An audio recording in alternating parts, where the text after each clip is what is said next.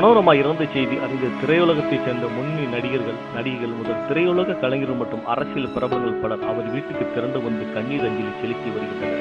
இந்த நிலையில் மறைந்த ஆட்சிக்கு நடிகர் விஜய் வந்து நேரில் அஞ்சலி செலுத்தினார். 1000 படங்களுக்கு மேல் நடித்து சின்ன சாதனை புத்தகத்தில் இடம்பெற்றவர் மனோரமா. இவர் நடிக்காத கேரக்டரிலே இல்லை எனும் அளவிற்கு சினிமாவில் சாதனை படைத்தவர். திடீரென்று மாரடைப்பால் இவர் காலமான செய்தி திரை உலகினரை சோகத்தில் ஆழ்த்தியுள்ளது. மனோரமாவின் உடல் சென்னை டீனரில் உள்ள அவர் இல்லத்தில் அஞ்சலிக்காக வைக்கப்பட்டுள்ளது. ஏராளமான திரை பிரபலங்கள் அஞ்சலி செலுத்தி வருகின்றனர். நடிகர் விஜய் மனோரமாவின் உடலுக்கு நேரில் வந்து அஞ்சலி செலுத்தினார்.